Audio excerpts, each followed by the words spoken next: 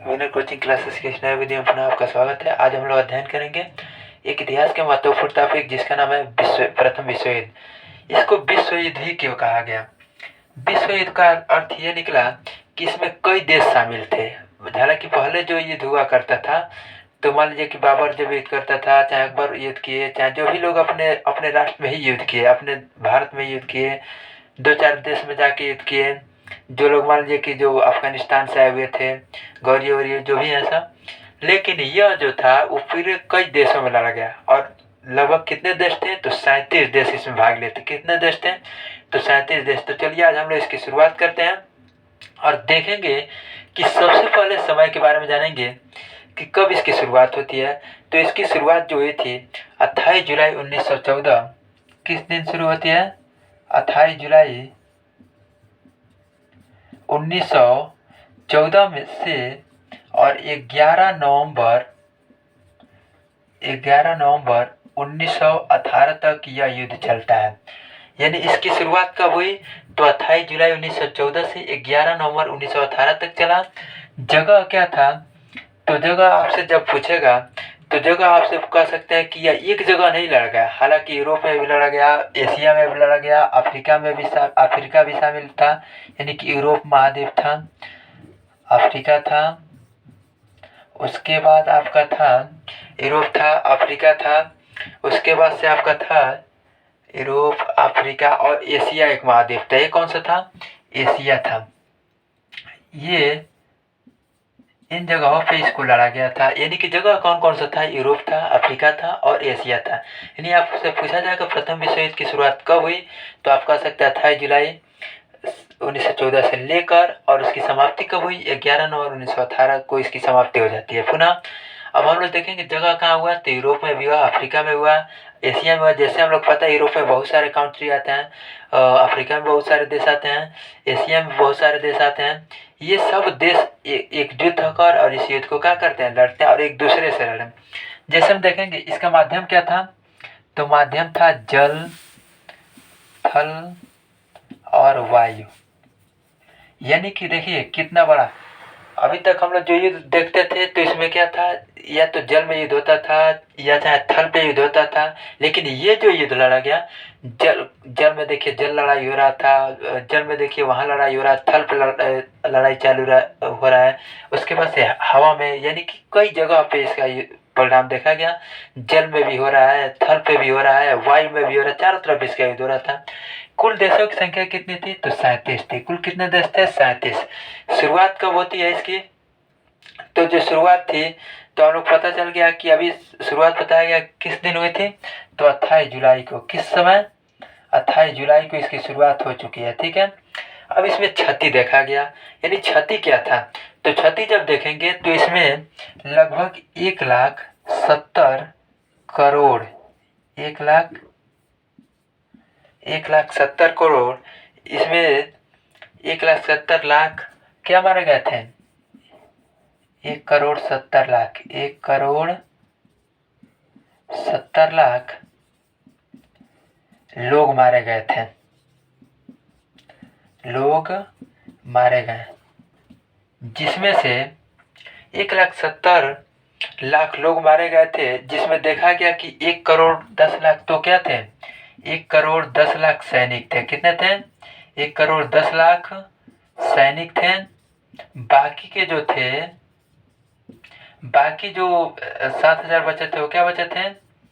वो आपके आम नागरिक मारे गए थे। क्या मारे गए थे? आम नागरिक मारे गए थे। यानी आपसे पूछा जाएगा कि इससे क्षति क्या हुई, तो आप कह सकते हैं कि घायल तो कुल मिला जुला के 2.5 करोड़ के नियर अबाउट थे। लेकिन जब मृत्यु की बात आई तो 1,70,00,000 लोग मारे गए इस युद्ध में, जिसमें 1,70,00,000 सैनिक मारे गए थे। जो बचे हुए थे वो आम नागरिक मारे गए थे। ठीक है।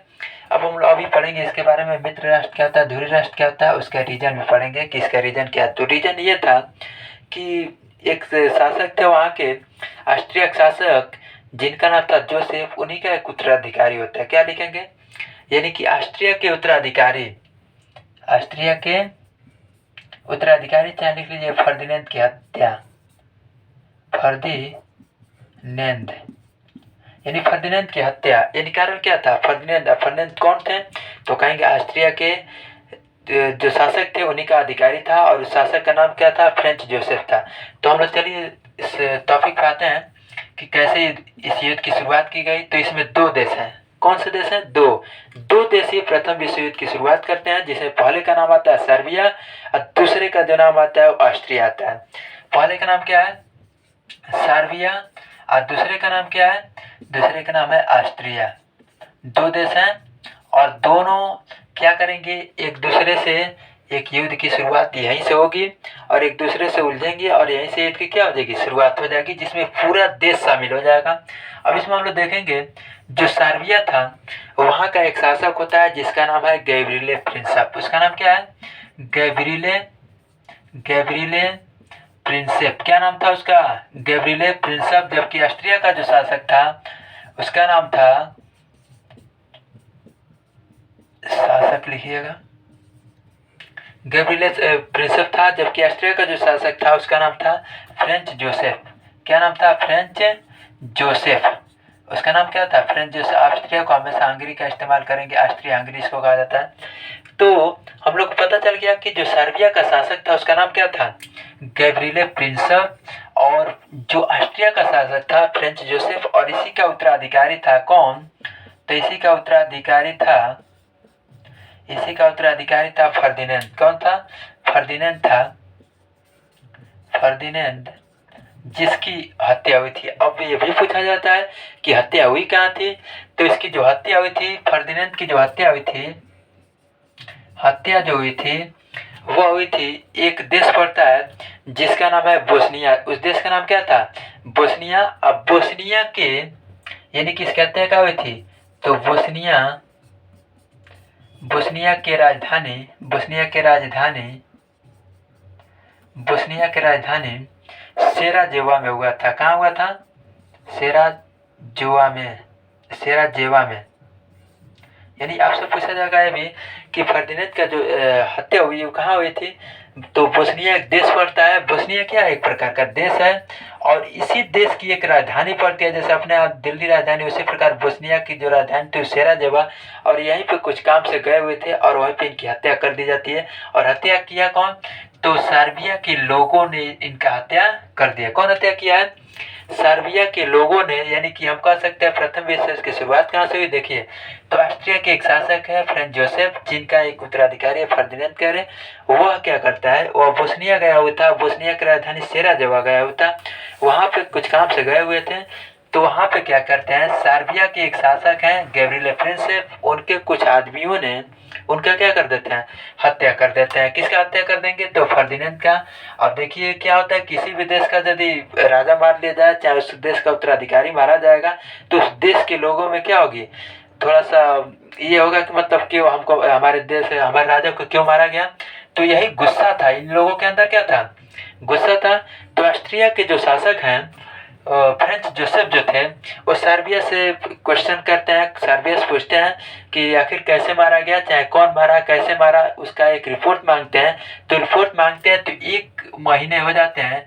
1 माह के बाद कोई भी इनके तरफ से सूचना जारी नहीं किया जाता है। तब तक क्या स्थिति बन जाती है? देखिए क्या होता है। अब 1 महीने तक की सूचना आदान प्रदान के चक्कर में रहते हैं। सर्बिया को सूचित करते हैं कि हमको बताइए कि मतलब उस पर चर्चा करिए कि कौन मारा, कैसे मारा। लेकिन सर्बिया इसके बारे में, जो गैब्रिएले प्रिंसेप है, इसके बारे में कोई चर्चा नहीं करते हैं, ना इसके बारे में कुछ बताने का प्रयास करते हैं। इसीलिए क्या करता है ये ऑस्ट्रिया जो है उसके पीछे चला आता है। जब देखिए होता है ना गांव में, जब 2 लोग झगड़ा करते हैं आपस में, तो पता चलता है जब एक थोड़ा कमजोर होता है तो उसके पीछे एक लोग खड़े हो जाते हैं, जिससे कि वो थोड़ा सा एनर्जेटिक हो जाए और उससे लड़ने को तैयार हो जाए, यानी कि वो दबे नहीं। इसी क्रम में क्या होता है, इसीलिए देखिए ये सर्बिया थोड़ा अपने आप को मजबूत बना रहा था। जैसे मजबूत बना रहा था वैसे क्या होता है कि ऑस्ट्रिया का साथ देने के लिए, किसका साथ देने के लिए? ऑस्ट्रिया का साथ देने के लिए आपका प्रवेश कर जाता है जर्मनी। कौन आ जाएगा?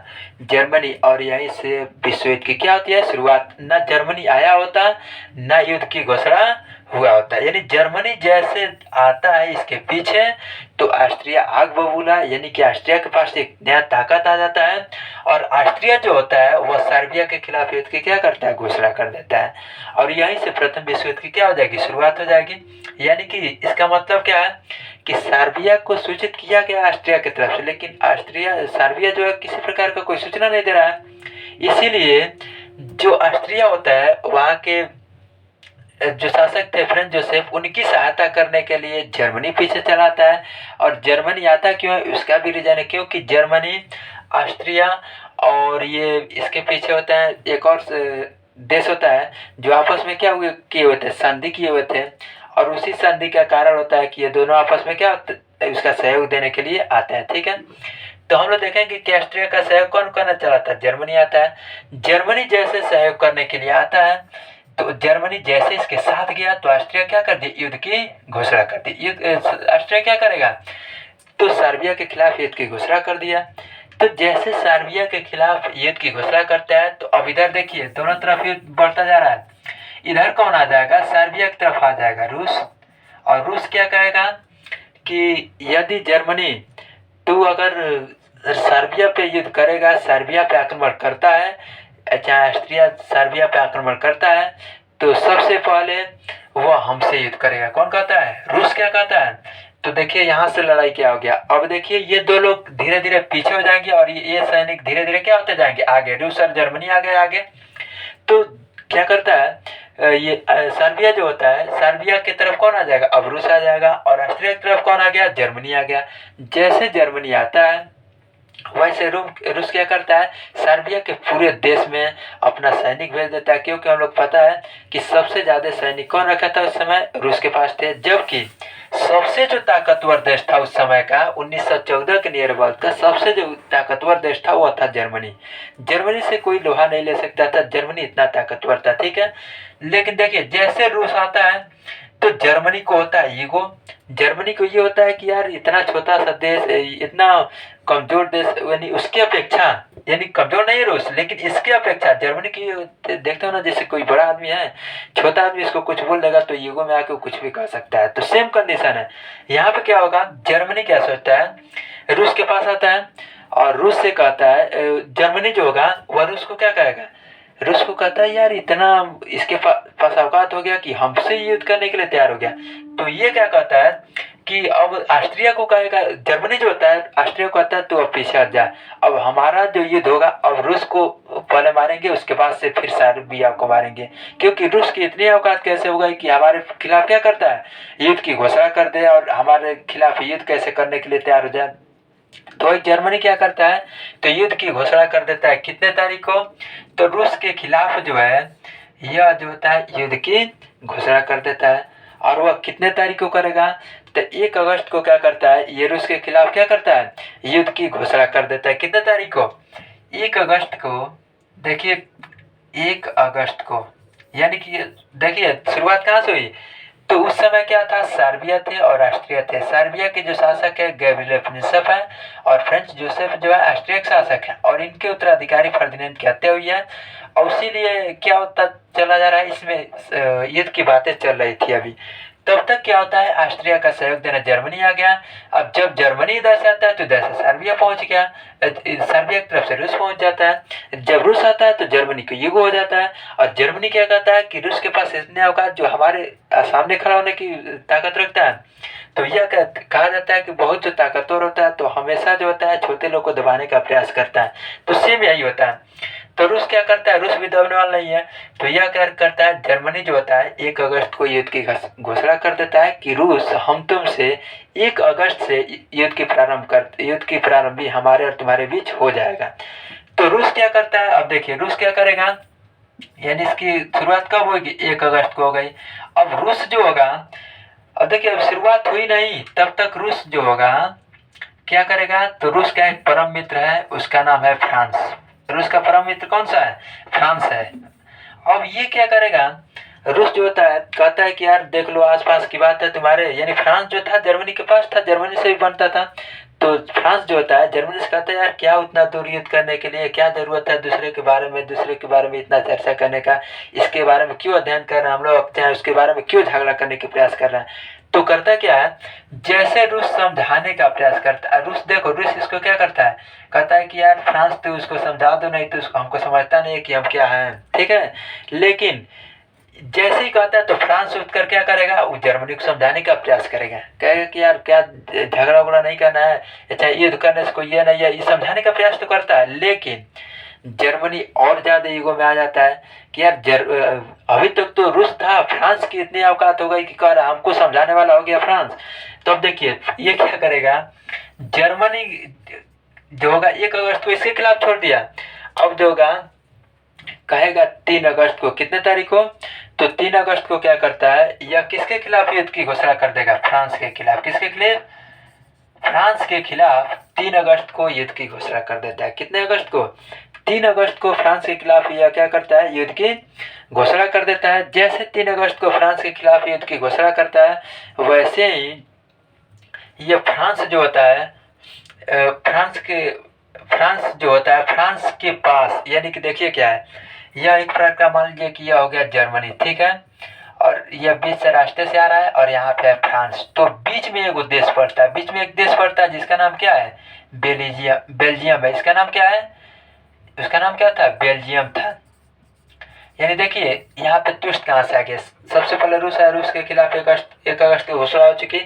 जैसे रूस के पीछे आते हैं फ्रांस इसको समझाने का प्रयास करे, तो जर्मनी जो होगा क्या करेगा, क्योंकि उस समय का सबसे ताकतवर देश था, जो ताकत में रहता है वो कुछ भी करने के लिए तैयार हो जाएगा। तो फ्रांस वो 1 अगस्त को कहता है अब रूस को नहीं छोड़ेंगे, रूस को अब छोड़ दो, पहले सर्बिया को छोड़ो, रूस को छोड़ो, अब किसको मारेंगे, पहले फ्रांस को मारेंगे। फ्रांस को मारने के लिए तैयारी कब करता है, तो 3 अगस्त को कर देगा। जैसे 3 अगस्त को करता है, अब ये जर्मनी का जो सैनिक है वो फ्रांस चलने की तैयारी में है। अब जैसे फ्रांस जाने की तैयारी में है, तो यह जर्मनी या फ्रांस, अब बीच में एक देश पड़ता है बेल्जियम। जैसे मान लीजिए कि हम लोग 2 गांव को क्रॉस करके तीसरे गांव पहुंचना है, तो बीच वाले गांव में जाना पड़ेगा। तो बीच वाला जो गांव है उसका नाम है बेल्जियम। वह क्या करता है, वह करेगा क्या कि वह यही एक काम करेगा, कहेगा कि जर्मनी बेल्जियम एक छोटा सा देश है, और उस देश से अगर जर्मनी जाएगी तो उसको ये लगता है कि हो सकता है कि हमारा भी हानि पहुंचा दे, हमको भी लूट लें। तो इसलिए वो डर के कहता है कि नहीं नहीं, हमारे देश से, हमारे रास्ते से आपको जाना नहीं है। कौन कहता है, बेल्जियम। जैसे बेल्जियम कहता है, तो बेल्जियम के खिलाफ क्या करता है, ये जो बेल्जियम के खिलाफ होता है वो बेल्जियम की सुरक्षा, यानी देखिए क्या होगा, अब जर्मनी क्या करेगा, जर्मनी आ रहा है फ्रांस, और फ्रांस के बीच में है बेल्जियम, और बेल्जियम जो होगा एक देश, वह कह रहा है जर्मनी को हम आने नहीं देंगे, क्योंकि उधर मना नहीं कर रहा है। तो देखता है, तो अब क्या करता है, जर्मनी इस पे भी आग बबूला हो जाता है। तो जैसे इसको गुरा के देखते हैं, जैसे इसको दांतने का प्रयास करते हैं, जैसे इसको हवने का प्रयास करते हैं, वैसे ही बेल्जियम का जो दायित्व था वह था इंग्लैंड के पास। किसके पास है, यानी कि उस समय क्या था, बेल्जियम को जो सुरक्षा का दायित्व दिया गया था वह था बेल्जियम के, इंग्लैंड के पास। तो इंग्लैंड क्या करता है, इंग्लैंड कहता है जर्मनी को, यदि तू बेल्जियम के रास्ते से गया तो तुम्हारा जो युद्ध होगा ना फ्रांस के बीच होगा ना बेल्जियम के बीच होगा, तुम्हारा जो युद्ध होगा वह होगा किसके साथ, तो वह होगा इंग्लैंड के साथ। अब देखिए कहाँ से ट्विस्ट आ गया, कहानी देखिए कहाँ से था। सबसे पहले देखिए एक एक कंपनी यहाँ इधर से बढ़ती जा रही है, और यहाँ पे अभी वही पे स्टाफ है। तो इंग्लैंड जो होता है आता है सामने, जैसे जर्मनी के सामने आता है तो जर्मनी और आग बबूला हो जाता है, और वह क्या करता है 8 अगस्त को, कितने तारीख को, 8 अगस्त को वह क्या करता है, इंग्लैंड के खिलाफ क्या करेगा, 8 अगस्त को इंग्लैंड के खिलाफ युद्ध की घोषणा कर देगा। जैसे 8 अगस्त को इंग्लैंड के खिलाफ युद्ध की घोषणा करता है, तो अब देखिए इसमें क्या होगा, युद्ध की शुरुआत वहां से हो गई। जैसे युद्ध की शुरुआत होती है, तो इसी में भारत के कुछ लोग ऐसे होंगे जो कि कहेंगे कि हमको इंग्लैंड का साथ देना चाहिए। कुछ लोग क्या कहेंगे, जैसे कि महात्मा गांधी हैं, वो लोग सोचते थे कि यदि हम प्रथम विश्व युद्ध में इंग्लैंड का साथ देंगे तो उसमें क्या करेंगे, अंग्रेज हम पे दया देंगे और हमको क्या कर देंगे, आज़ाद कर देंगे। लेकिन क्या ऐसा था? ऐसा नहीं था। और उसमें पहले नाम बहुत चर्चित व्यक्ति का नाम आता है जिनका नाम है महात्मा गांधी। जिनका नाम क्या है? महात्मा गांधी। वह क्या करते हैं, अपने देश से, महात्मा जो गांधी हैं अपने देश से सैनिकों को भेजते हैं इंग्लैंड की सुरक्षा के लिए, इंग्लैंड की तरफ से युद्ध करने के लिए। इसीलिए तो इनको कहा जाता है, महात्मा गांधी क्या कहा गया है कि ये सार्जेंट थे। सार्जेंट का मतलब होता है अंग्रेजी सेना में भर्ती करने वाले व्यक्ति, ठीक है। तो ये क्या करते हैं महात्मा गांधी, महात्मा गांधी भेजेंगे इंग्लैंड कुछ लोगों को, और कुछ लोग उसी में होते हैं कि ये दूसरा विचारधारा के लोग ये होते हैं। पहला विचारधारा किया है कि मतलब उनका सहयोग करेंगे तो दया करके हमको गुलाम से आज़ादी दे देंगे। और उसी में कुछ लोग ऐसे हैं कि वो सोचते हैं कि अगर जर्मनी तो बहुत मजबूत देश है और इंग्लैंड अगर जर्मनी के पास जाएंगे तो जर्मनी तो इतना मार मारेगा इनको कि यहाँ से क्या हो जाएंगे, इनका स्थायित्व तो समाप्त हो जाएगा, यहाँ से क्या हो जाएंगे, खत्म हो जाएंगे। ऐसा विचार, दो विचारधारा के लोग भारत में रहते हैं, ठीक है। तो यह विचारधारा के लोग कौन सोच रहे थे? तो जो उच्च यानी क्रांतिकारी दल के जो लोग होंगे यही सोचते हैं कि अगर ये जाएगा तो बहुत क्या करेगा, बहुत मार मारेगा। कौन? जर्मनी। और इंग्लैंड क्या हो जाएगा, वहाँ से धराशायी हो जाएगा। जब कमजोर हो जाएगा तो उसी समय वो लोग क्रांति कर देंगे, और जब क्रांति कर देंगे तो इंग्लैंड यहाँ से छोड़ के कर जाएंगे, भारत को छोड़कर इंग्लैंड वाले चले जाएंगे और हम क्या हो जाएंगे, आज़ाद हो जाएंगे। ये था पूरे प्रथम विश्व युद्ध का कहानी था। अभी अब देखिए इसमें क्या होता है, एक जर्मनी, अब देखिए जैसे युद्ध की समाप्ति होती है क्या करेंगे, आप देखिए यहाँ पे हम लोग सबसे पहले युद्ध की समाप्ति से पहले हम लोग ये जानेंगे कि मित्र राष्ट्र कौन थे और दूरी राष्ट्र कौन थे। तो मित्र राष्ट्र में थे सार्बिया। कौन थे से? सार्बिया, जिसकी क्या थी, गलती थी। सार्बिया के साथ कौन आ गया? सार्बिया के साथ आ गया रूस। रूस के साथ कौन आ गया? फ्रांस। और फ्रांस के साथ कौन आ गया? फ्रांस के साथ आ जाएगा बेल्जियम। बेल्जियम के बाद कौन आ जाएगा? बेल्जियम के बाद से आ जाएगा इंग्लैंड। कौन आ जाएगा? इंग्लैंड। उसके बाद से इसके धुरी राष्ट्र में कौन कौन से आएंगे? तो धुरी राष्ट्र में आएंगे आपके जर्मनी और ऑस्ट्रिया। कौन कौन से थे? जर्मनी था और कौन सा था? ऑस्ट्रिया है।